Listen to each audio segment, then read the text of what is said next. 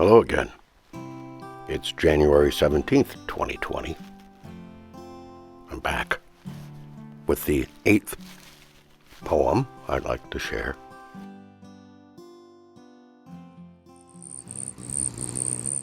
Multitasking in the Multiverse, written by Robert C. Wilson, Jr., narrated by Richard Henzel. Men have trouble multitasking, she said. At least I think it was her. I wasn't paying too close attention, so I could be wrong. But anyhow, something caused me to take a battery-powered electric razor into the garden when I went out to look for signs of drought-related stress on the viburnums.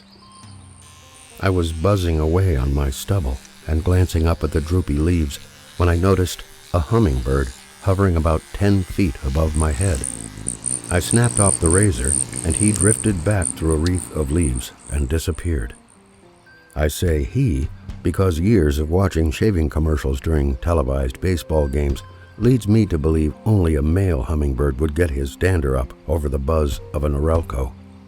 I flipped the razor back on, and the bird resumed his position above, then flipped it off, and he backed away. On again, and there he was. Something about this filled me with anxiety.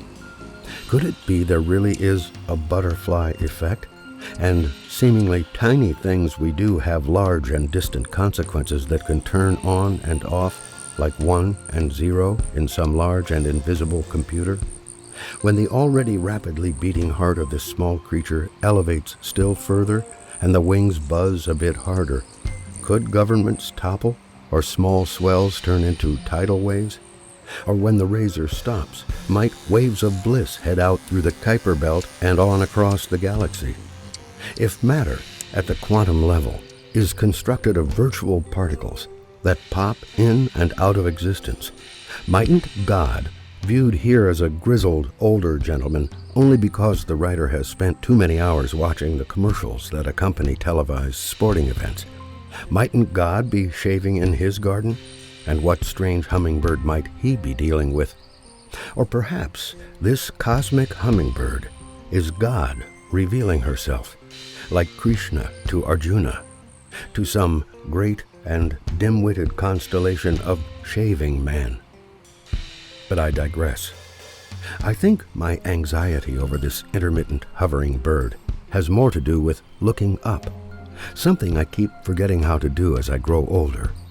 Looking up at this beautiful apparition takes me back to a time shortly after a freak accident took my legs out from under me, put me in a wheelchair, and then in months of therapy exercises that involved lying on my back in this same garden and looking up while counting my steady breaths and leg lifts, as regular as a prayer drum. It was then that I became aware that we live at the bottom of a great sea of air filled with layer upon layer of creatures and phenomena, lights and shadows, visions conversing with visions, whether our eyes are open or closed. Without this little medical catastrophe, I might never have known that a layer of dragonflies swims hundreds of feet up and guards my home as steadfastly as any Cold War submarines, or that hawks and eagles patrol even higher, and above them swim the vague shapes of even more distant creatures.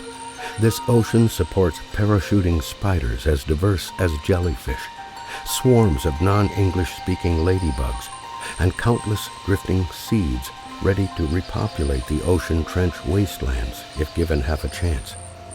Anyone who has ever taken flight in a dream can tell you it is really more like swimming, frog kicking through the air to get that dreamy perspective on the great coral reef that is human culture. Is it any wonder that my Celtic ancestors saw great ships in the sky, sailing west? Okay, but did you notice if the viburnums need water? Sorry, I forgot to check. Did you finish shaving? No, not quite, but I can do it in the car on the way. Multitasking in the Multiverse, written by Robert C. Wilson, Jr., narrated by Richard Henzel.